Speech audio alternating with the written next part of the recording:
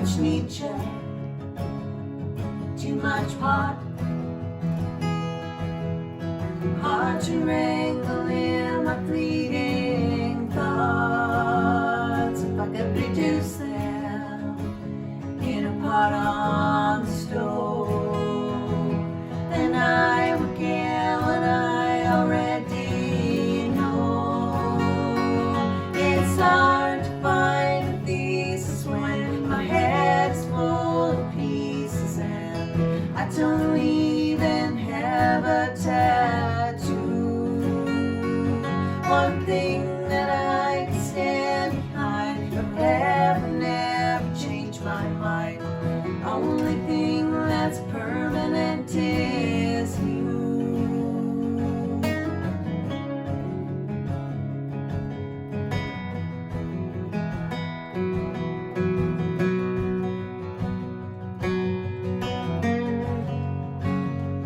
Too much Eckhart, too much wine.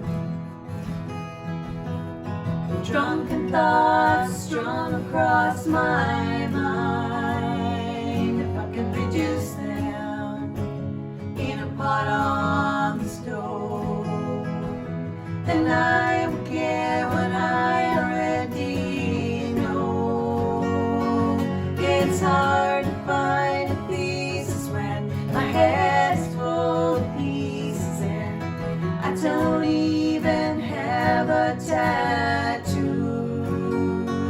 One thing that I can stand behind, but never change my mind. The only thing that's permanent is you.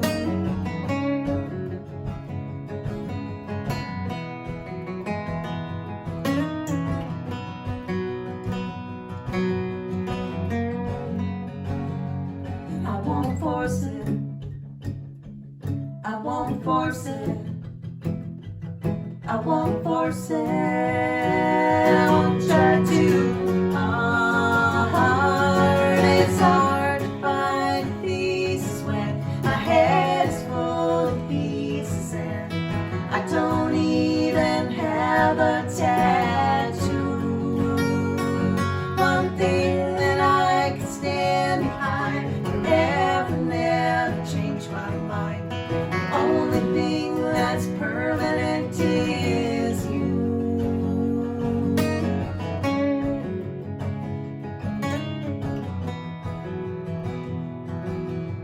The only thing that's permanent is you.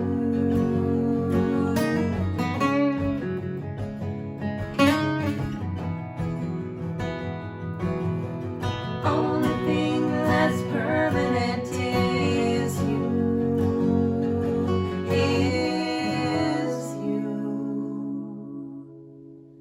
Ladies and gentlemen, I have with me today on the Whiskey Wednesday show Dee McDonald and Chris Abbott, who are known as Kris and Dee. It's sorry, Dee Dee McNeil. McNeil. Dee McNeil Yeah. and Chris Abbott. What did I say? McDonald. Oh my goodness. McDonald. Yeah, I can kind of see how my spelling would do that. I just met Chris for the first time. So Chris McNeil, Dee McNeil and Chris Abbott. See, that's what happens when I have a toke. There we go. And you guys are in a band together, and it's called Kris and Dee. And you're also, do I understand correctly, you're a married couple? All the press says that. Yes. Yeah. That's fantastic. Right. And, Going on and 18 years. 18 years, and neither of you took the other's name. Well, we kind of just merged it together. To just Kris and Dee. Neil. I did at work. I hyphenated the name, and of course we spent some time trying to figure out, what sounds better, like, because there's no convention when two women get married. So was it Abbott McNeil? Is it McNeil Abbott? So we went with Abbott McNeil. I use it at work, and every time I have to write it longhand, I go, why did I do this? This is like, it's taking me forever.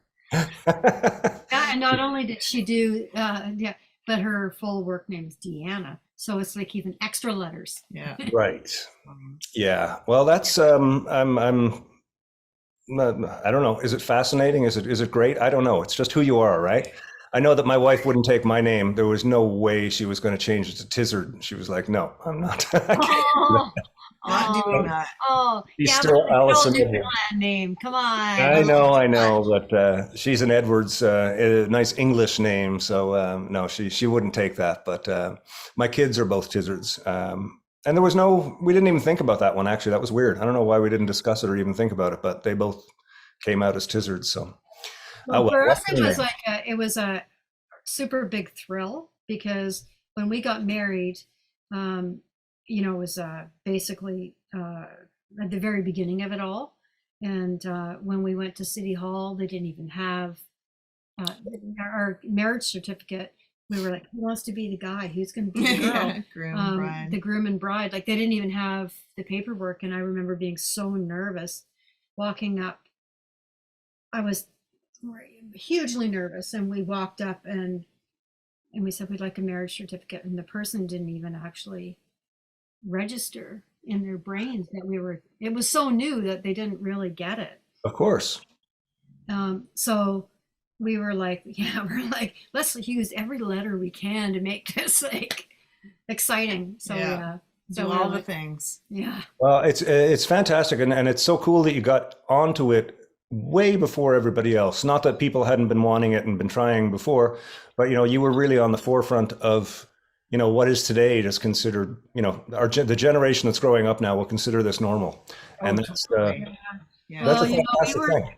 kind of even old school. Like we even went when we were deciding to get married. We both decided to go home to tell our moms, and Dee made the trip to Arnprior to tell her mom, and I made the trip to Kingston to tell my mom, and it was a very interesting experience. Were you both? I'm not sure what the terminology would be, but were you both sort of out of the closeted gay women at that point? Oh yeah. Okay, so that wasn't a surprise. Sort of. You were, but not really. Well, I wasn't. Yeah. Long story short, I wasn't so much with my mom. The rest of my family was. So yeah, I sort of like my conversation with my mom that weekend was a coming out and I'm getting married. I did a 2-for-1, and she, bless her heart, she handled it so well. Yeah, she was a rock star. yeah, she over said she it. liked me. Yeah, yeah. So, anyways, Well, I think at the end of the day, our parents, they love us and they just want us to be happy. And if this is what makes somebody happy, that's fantastic. that's the way you hope it goes down for people. It doesn't always, Yeah. More so these No. days, as you say, Ken. It's Hmm. like more mainstream now for sure. It And, certainly is. my mom was a very kind of a surprise because my mom has always been very, very supportive of anything I've ever done. Don't sell your guitar or whatever you do. Like very, very supportive and very supportive of my coming out. But when we were deciding to get married, it was in the middle of a lot of the political controversy. Mhm.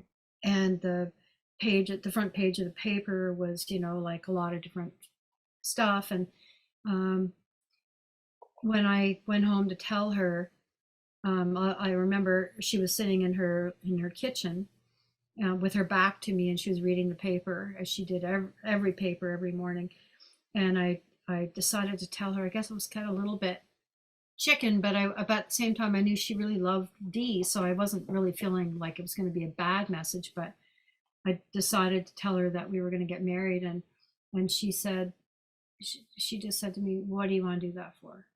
And I was shocked, and all I could say was, "Well, we're going to do it, and I'd really like for you to be there, but that's your choice." And that was kind of where we ended it. And then she was sitting there in silence, and I said to her, I walked back into the kitchen, and I said, Mom, one day you're not going to be around, and I don't want to be in a hospital room. That's okay. Wow. Well, Fighting for my rights, and she nodded.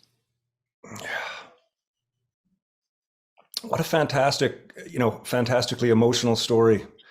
I always say to friends of mine who've that's their life as well.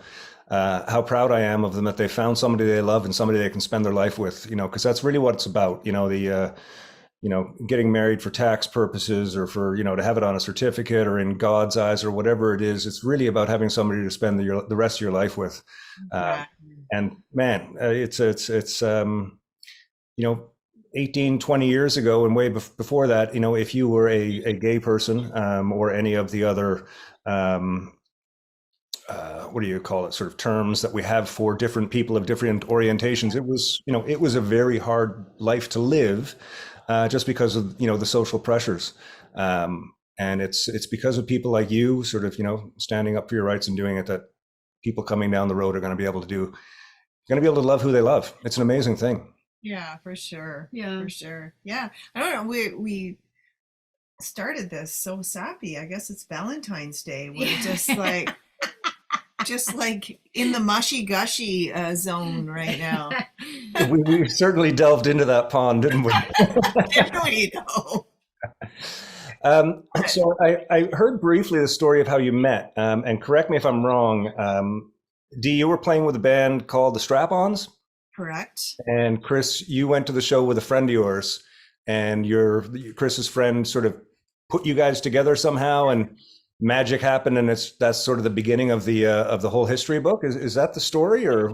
Totally, that's the story. It was, yeah. So we were playing the Strap-Ons had a gig in Toronto, and I guess Chris's good friend Patricia kind of dragged her out. Kris wasn't playing music at the time. She was, guitar was in the case, and she was just kind of pouting, not really doing a lot of music.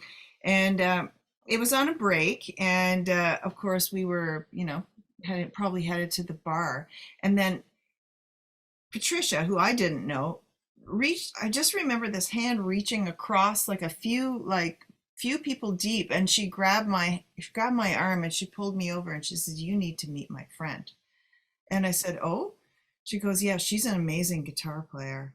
And it was Kris. And it was very, it was like guided. It was like, and then we started talking, and it was just one of those moments where you feel like, why did that happen? Somebody that I don't know reaches across and just knows that we were meant to be together. So bless her heart, Patricia Wilson, she's an amazing person, and she's the reason we're together. And also a really kick-ass guitar player. Yeah, Wow. she's a kick-ass guitar player herself, for sure. And Patricia didn't know you.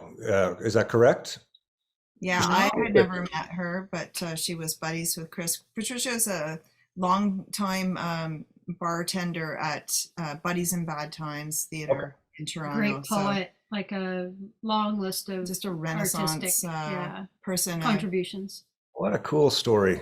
Uh-huh. And then it was, how long were you together before you actually started playing music? I mean, how fantastic to find the love of your life who's also a musician, and you can write songs together. That's a dream. Yeah, so we just met that day. We definitely hit it off, exchanged numbers, exchanged emails. But I think much contact. Not much contact. Slow burn. About a year later, we kept contact. Yeah, thanks. We kept in contact over about a course of a year, and then Strap-Ons were coming back to do a show in Toronto, and our guitarist quit. Band drama. Just like before the show, you're gonna make your stand. So we needed a guitar player, and so I reached out to Kris and I said, "Would you play?" And at first she said, "Well, no, I'm not really playing." But I said, "Oh, come on, it'll be fun. We're a 3-chord wonder band, as you know. The tunes are fun. We're nice. Would you reconsider?" She said, "Well, send me the tracks." So I sent her the tunes, and she said, "Okay, I'll do it." And then the rest is history. No, I didn't say it quite like that. I said, "I'll come out and see you play."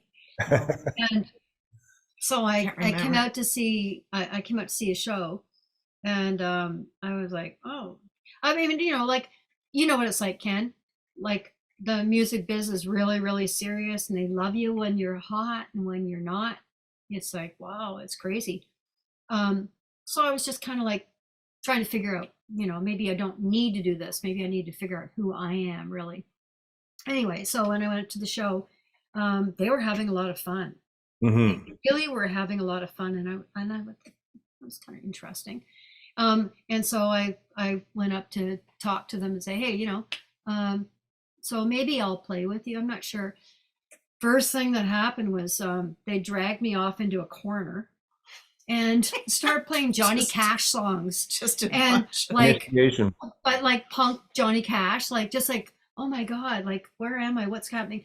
Anyway, so I said, sure, let's Can you jam. imagine trying to show off to Chris Abbott from The Pursuit of Happiness? Like we just thought we were so hot. Just like, check this out. But so the best part of the whole story, though, is that when I said I would rehearse with them, the band lived in London, and they had, gosh, I hope we're not taking up too much of your time with this. It's a No, no, crazy no, no. story. This is what it's all about. They had, like, so there was this, like, there was a hockey arena, like a local hockey arena, and it had like motel units attached to it from the days when the hockey teams would travel around and stuff like that. But they were abandoned because they weren't used anymore. But the band was basically squatting in these motel rooms. They had two adjoining units. One was a rehearsal room, one was a party room. It was all decorated. Wow. And they Wow. had like a family member who worked on the bar, so they always had a way to like jam the door, or like there was always a way to squat. Yep. And so we would so eventually, like, I ended up playing lots of shows with them. But the first show that I went to, I arrived, sorry, the rehearsal, and they had like a crock pot, and they had like Later dinner. they were just like going for it, right? And I'm like, whoa, this is really amazing. And then we jammed, and it was really fun. Again, fun. It was really, really fun. So I said, sure, I'll do some shows. And then Dee and I just, like, we started off as friends, and then the friendship got stronger, and then it was really hard not to be in love. And we had a lot of really, really, really fun times. And it kind of reminded me of the coming full circle back to like why you start playing music with people. There's that crazy connection that isn't about language. It's about trust, and it's about energy, and you just kind of have a good time. And so we continued to rehearse every weekend. Going off to London to rehearse was like an event. And we would start to do our rehearsals, and then it was be like a gig, because people, all friends and stuff like that, would just wander up. They all knew how to get up into the squatters rehearsal space, and it was jam full of people, and we'd be rehearsing to an audience. And Always on. oh, it was like, it was just really, really, really, really cool. I never had that. I mean, when I was younger as a teenager playing punk rock back in St. John's, Newfoundland, some friends of mine had Kent and Lou. They had a sort of a big old building that had been kind of neglected downtown, and they had turned it into sort of a 4-room unit that all the bands rehearsed in. And of course, a bunch of people slept there, and there was 70 people there some nights, just like while the bands were jamming. Every band jammed there. And then when I moved to Toronto and I started looking for bands, and I found a band, and we got signed and went on the road, I missed that period in my 20s when all the bands, were, rather than getting an apartment together, everybody'd rent like a loft somewhere, and it would be a jam space as well. But I remember when I was touring, going back to the bands that were sharing bills with us, the local bands, going back to their place for a party after, and it was always like a jam spot. And I always thought, that's so cool. But, I was playing night after night, so I missed that. Of course, when everybody hit 30, they stopped doing that. Well, yeah. Some of them. I think I know a few musicians who are still living like that. But yeah, that's fantastic. So you came from that scene. That's very cool. And when you say this was out in London, Ontario? Yeah. Correct. Yeah. Okay. Because I missed that. Like, I came to Toronto in 88 or 87. I can't remember. Somewhere around there. And I did the Queen Street circuit pretty hard for a bunch of years. But I don't remember. What year were you guys coming around? Would have been before that, because no, wait a second. Would have been late 90s through early 2000s, I guess. Okay, I was not around at Played a all. lot in the gay ghetto. It was that like- was mostly we'd play prides and we'd play, you know, the Looking Glass, like the bars on Church Street that, you know, changed The names Pride festivals around Ontario 8 and times stuff. in Oh my 3 gosh, years, so many sort of thing, stories. so. And what kind of? Yeah, it was in my lull period when Pursuit of Happiness was kind of like That's right. sort of changing gears a little bit. So yeah, late 90s, Yeah. And 2000. what genre of music was the band put into? Well, it was kind of like, sort of had a pop element to it and a little bit of a country element, but everything was played with a bit of a punk attitude and feel. So Okay. everything was tended to be kind of like on 10 and fast, Mhm. but some really, really, really great songwriting. Hmm. We all wrote. I mean, Oh my gosh. everyone but the drummer wrote songs. It was just That's fantastic. It was a live communica- your relationships, bring your dirty laundry in a song, and everyone plays it. And you know, like everybody knew who we were talking about. You know, we would play. The band knew who you're talking about, Oh, you know, and yeah. then the audience knew who you were talking Like about. Our songs were so literal.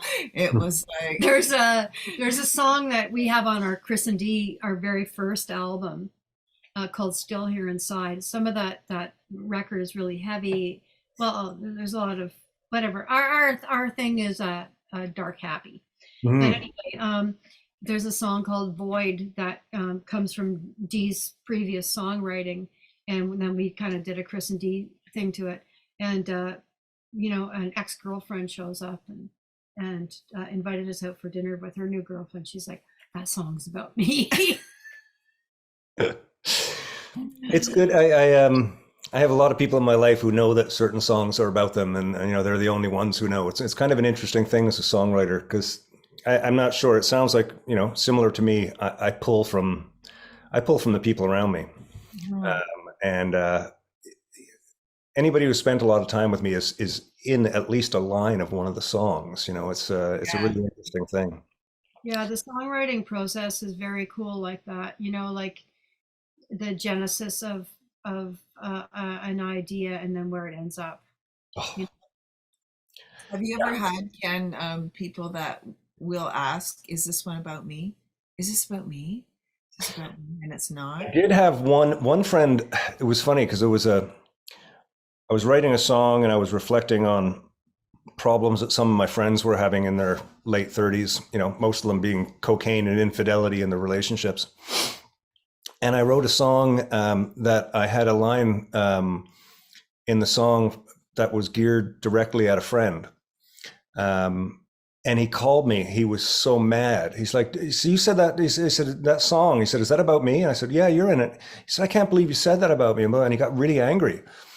And it wasn't till later, like a few months later, after trying to, you know, get over this because he was so mad, that he told me the line, and that wasn't the line that was about him. Ah. And the line about him was actually quite positive. Oh yeah, that's yeah. funny. Oh wow. So yeah, people do kind of wonder that sometimes. The hardest thing, one of the hardest things for me with somebody asking about a song was when I was writing in 2014. I was writing an album called No Dark, No Light. And one night I was lying in bed with my wife, and she was getting ready to go to sleep because she works in the day and I work at night. And I'd been writing all this new material and telling her, "Oh, you know, I wrote this song and this chorus is about this and this verse is about this and this person." And she said to me, she said, "Why have you never written me a song?" And it was just like somebody hit me with a 2x4. I was like, and I didn't have an answer because I had never written my wife a song. She's in every song, but I'd never written her a song. So I had to write her a song before the morning broke. So I did, and it's actually one of my favorite songs. But yeah. Oh, amazing. That's really Aw. nice. That's amazing. I think, you know, like I know where you're coming from there, and I think it's easier to write about non-happy things. Yeah. You know, I think that happiness, to me at least, is not a very complex emotion. It's easy to be happy, and you do not, nor should you, deconstruct it. So, you know, when we talk about our primary relationships, yeah, they don't always make for fodder for songwriting because it's just, It is what it is. Don't analyze it. It's great. But you know, some of those darker emotions maybe are where the songwriting comes out because you're really trying to explore what it's all about, and you know, the songwriting process sort of helps explain some of that. Songwriting process is, yeah, it's incredibly intense. I've been lucky to experience it on my own and in several different writing sessions with other people. I'm not one of those people who writes with, 100 people and, gets together with people every week and writes song. I don't do that, but I have had the luxury of writing with, members of the Watchmen and Thornley and Brian Finley he's a theater guy that I work with. And I love that experience too, because it is really nice to have somebody else's perspective, on a song. And being around great songwriters, that's been my strongest point of learning, especially like spending time with people like Ron Hynes, masters of their craft who are, revered worldwide. And when you get to spend day after day with them, and it's not just like you sat with them for an hour and had a conversation, like you start to learn the routines, they start to tell you about their family, their history, and then it slowly comes out, bits and pieces of their toolbox of songwriting. And it's a real gift to be around when you get that chance, Well, for sure. Yeah.